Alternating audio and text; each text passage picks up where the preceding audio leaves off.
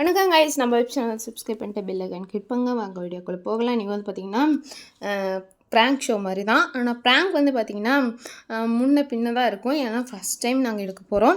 So அது எங்களுக்கு தெரியல. ஒரு இது அட்ஜஸ்ட்மெண்ட் ஏதாச்சும் இருந்தால் சொல்லுங்கள் கமெண்ட்டில். அதே மாதிரி தான் இப்போ நம்ம வந்து பார்த்துக்கலாம். சரி, ஓகே கைஸ், இன்றைக்கி வந்து வணக்கத்தை வந்து கையில் தான் வச்சுருக்கேன். மரியாதைக்குரிய நம்ம சப்ஸ்கிரைபர் வந்துட்டு வீடியோக்குள்ளே வருகைன்னு வர வைத்துட்ருக்கேன். சரி வாங்க கைஸ், இன்றைக்கி வந்து எங்கள் அக்காவை தான் ப்ராங்க் பண்ண போகிறோம். தரமான ப்ராங்க் பண்ண போகிறோம். இன்றைக்கி வந்து அடித்தடையில் வந்து நிறையா இருக்கும். ஆனால் வந்து அவளுக்கு அடித்தடையெல்லாம் இருக்காது. அதுக்கப்புறம் வந்து பார்த்திங்கன்னா நம்ம வந்து கேமரா வந்து ஷிஃப்ட் பண்ணணும். எங்கே ஷிஃப்ட் பண்ணுறது தான் எனக்கு சுத்தமாக தெரியல.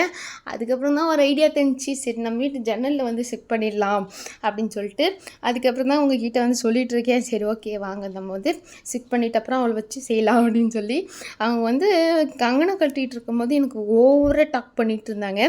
அது எனக்கு டிஸ்அப்பாயிண்டாக இருந்துச்சு. சரி ஓகே கைஸ், அதனால தான் இப்போ வந்து கேமரா ஷிஃப்ட் பண்ணியாச்சு. அதுக்கப்புறம் வந்துட்டு அவளை நம்ம வச்சு செய்வோம் அப்படி சொல்லிட்டு இருந்தேன். அவள் வந்து அங்கே தான் உட்காந்துட்ருக்கா. ஆனால் நான் வச்சு தான் பார்க்கவே இல்லை. நான் பேசிகிட்டு இருக்கிறதும் அவள் கவனிக்கல. அதுக்கப்புறம் வந்து அவகிட்ட பேச்சு போட்டுட்டு இருந்தேன். என்ன பெரிய ஆள் மாதிரி பண்ணிகிட்ருக்கேன், கங்கனை கட்டினதுலேருந்தே ரொம்ப தான் ஓவராக பண்ணுற அப்படின்னு சொல்லி. ஏன்னா இன்றைக்கி செவ்வாய்க்கிழமைனால கங்கனை கட்டுவாங்க. அது எங்கள் ஊரில். அது உங்கள் ஊரில் கட்டுவாங்களான்னு எனக்கு தெரியல. பட் ஆனால் கட்டிக்கிட்டு இருந்தா. அதுக்கப்புறம் வந்து பார்த்திங்கன்னா நான் என்ன பண்ணேன், நான்லாம் அந்த மாதிரி பண்ண கிடையாதே அப்படின்னு சொல்லிட்டு இருந்தா. நான் வந்துட்டு ஓகே கேமரா இருக்கிறத கவனிக்கலன்னு சொல்லிட்டு தம்ஸ்அப்பும் ஓகேவும் கொடுத்துட்டு இருந்தேன்.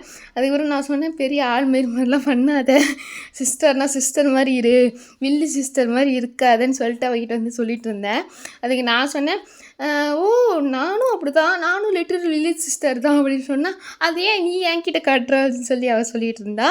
அதுக்கப்புறம் ஒரு பேச்சுவாக்கில் ஒரு இது போட்டேன், கங்கனை கட்டினா நீ பெரிய ஆளா, நீ கங்கனை கழட்டிடுறி, உனக்கு இருக்குடி மோளே அப்படின்னு சொல்லிட்டு பேசிகிட்டு இருந்தோம். ரொம்ப ஃபன்னாக போயிட்டு இருந்துச்சு. என்ன பெரிய ஆளா நீ அப்படின்னு கத்துனேன் நான். அதுக்கப்புறம் அவன் வந்துட்டு நீ வந்து பெரிய ஆளும் இல்லை மண்ணாங்கட்டி மயிரும் இல்லை அப்படின்னு சொல்லிட்டு ஒரு ஃபன் பண்ணிருந்தான்.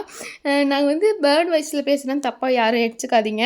அதுக்கப்புறம் வந்து பார்த்திங்கன்னா நான் தான் இந்த ஊர்லேயே டானு, எல்லோரும் என்னை பார்த்து பயப்படுவாங்க அப்படிலாம் சொல்லிட்டு ஃபன் பண்ணிகிட்டு இருந்தேன். அதுக்கு எங்கள் சிஸ்டரு, நீ பார்க்க வெறும் டம்மி பீஸ் மாதிரி இருக்க, நீலாம் ஒரு டான் அப்படின்னு சொல்லி கலாச்சிட்டு இருந்தா. திருப்பி இல்லை நான் தான் டானு சொல்லிகிட்டே இருந்தோம்.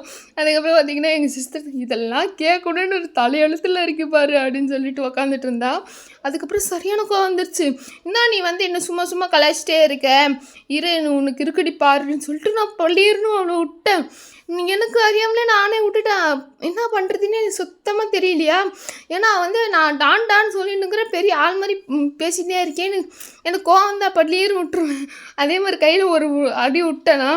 அதுக்கப்புறம் வந்துட்டு காலில் 8 ஓடிச்சா. நான் பண்ணுறதுன்னு தெரியாமல் எனக்கு சரியான கோவம் வந்துடுச்சு.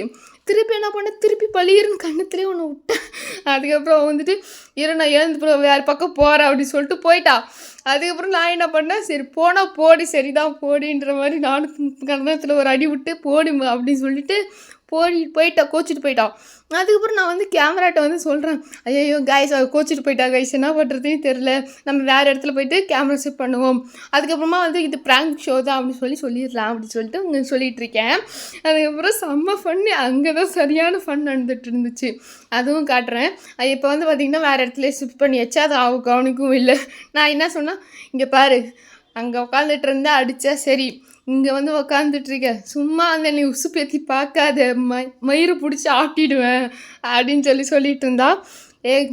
ஓவராக பேசாத ஐஷு அப்படின்னு நான் சொல்லிட்டு இருந்தேன். என்னாடி நான் ஓவராக பேசுகிறேன் அப்படின்னு சொன்னேன்னு முடிய பிடிச்சி ஆட்டினா.